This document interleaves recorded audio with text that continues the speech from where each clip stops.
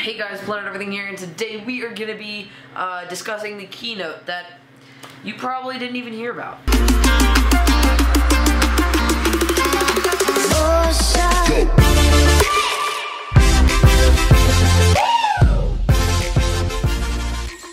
So there was a keynote 2 or 3 days ago, and that keynote had something to do with all technology. So the second they started the keynote, they really didn't do, they literally said, which was kind of a letdown because the next 5 or 6 hours of my life were kind of wasted, but pretty much they said, hey, this keynote is all software, which is okay, and it's not directly affecting most of us. So there's a few major things that they're gonna do, but not something too significant. So something that really popped out to me was AI or AR, augmented reality, which is going to be massive on these iPads, and they're also putting it into the iPhone 10s.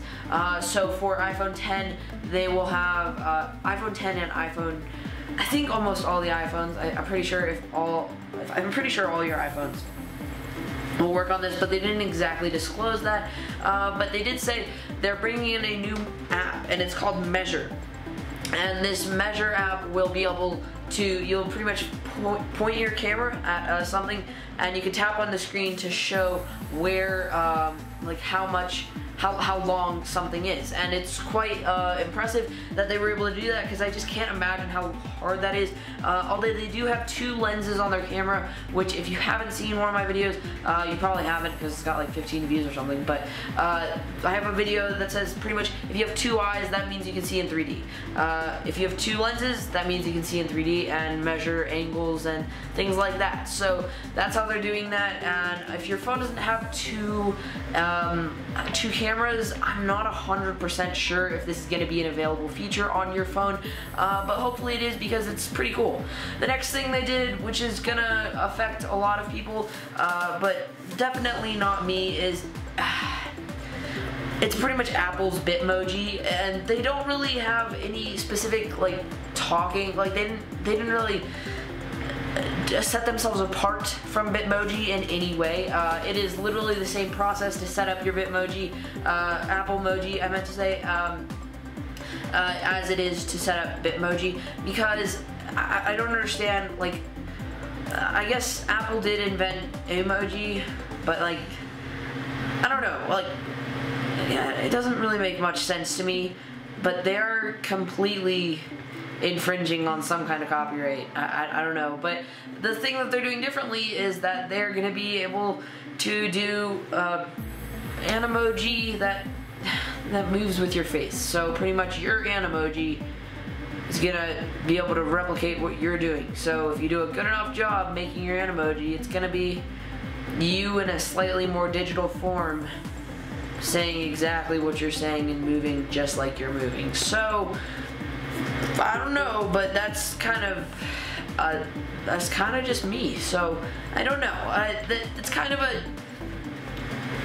a weird feature that they did, but I guess in some ways it could be cool with their AR. They also did a lot of stuff with Lego. Lego is going to be collaborating with them on an iPad app, which is going to be quite interesting. I think they already have it actually, and you're going to be able to like make your builds come to life and do little missions with your iPad. So like little kids and people who are really have a lot of fun with Legos, probably, I'm guessing this is going to be targeting ages like 12 to probably all the way down to 5, but yeah, that's their Lego thing. It's got a lot of cool features. You can go check out the replay of the keynote if you really want to see some of this information. But then next up was their Mac. I guess their Mac improvements. I wouldn't exactly call it an improvement, like they didn't really do much. They did give the App Store a new look, I believe, on both iOS and OS. Their new Mac name, their new operating system for Mac is going to be Mojave. So the second I heard this, I was like, well, Tim Cook must have been playing one of those driving games, because on the driving games you can play in Mojave, which is really funny to me. I don't know, but I think the coolest thing about this new OS system for the Macs are the dark mode. The dark mode is kind of like YouTube's dark mode. I don't know if anybody else uses it, but I use it a lot. Let me just show you. It's pretty much, instead of like your YouTube being all bright and stuff, you got dark mode, and I like that a lot. Dark mode kind of makes it so like when you're looking at your phone at night, it's a little less crazy bright, but also it's not like on a weird color setting, which I really hate, those color settings. But if you're on your computer, you can have that, and it looks a lot cooler, so I'm definitely going to be using that as an everyday thing from a Mac. So if you are a big fan of photos on your computer or editing photos, I personally just airdrop them and download them into downloads. I have not even opened photos on any of these computers, but if you are a big fan of that, then you can actually edit a lot better in the new photos, because it will offer direct in-app editing as if it was Photoshop, but not quite.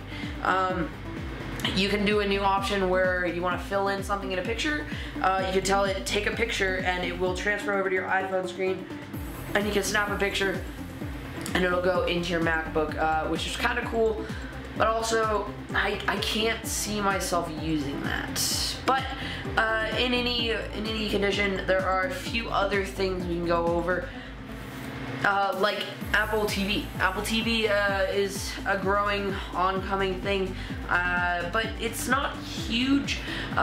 If you have a crazy expensive sound system, this will affect you, I guess, but if you have it, it's called Dolby Atomic.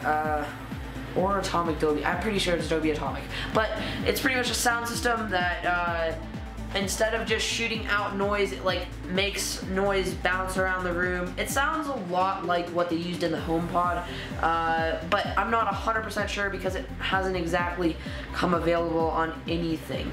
That being said, they're now transferring all of your movies that you have over to Dolby Atomic, so if you do have one of those TVs or sound systems that does support Dolby Atomic, it will be able to play out of that. All of the new software systems will be released in September at some point. WatchOS, there's not a ton that's new. Oh, you can use, the third-party apps can now use the microphone on WatchOS.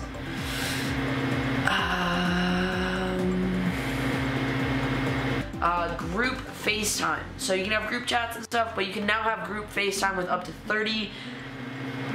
32 people. I may be wrong on that, but it is in the 30s, I believe. It is crazy cool. You can talk to multiple people in FaceTime at once, and they can all see each other. It's awesome. I highly suggest you go check out that keynote just for that, because it's really awesome. But yeah, that's pretty much it. That's all the highlights of this keynote. It wasn't crazy exciting because there was no hardware, but the software for a software convention, it was pretty good. Now there was one thing that I was really hoping they were gonna do, because I think it's very much needed, which is external RAM support for Macs in Final Cut Pro. I did not hear them say that would work, so maybe next year, but I really do hope they add that in, because Final Cut Pro currently will only run on the RAM your computer has, but there is external RAM options that you can run Fortnite on and stuff like that, and it will run smoothly on a Mac, which really doesn't happen in any other way. But if you have external RAM, hopefully next year it will work for Final Cut Pro and Premiere Pro and all of those Adobe apps. Yeah, that's pretty much it for this video. If you liked it, please give it a thumbs up, don't forget to subscribe, and also please share with your friends, because you know, sharing is caring.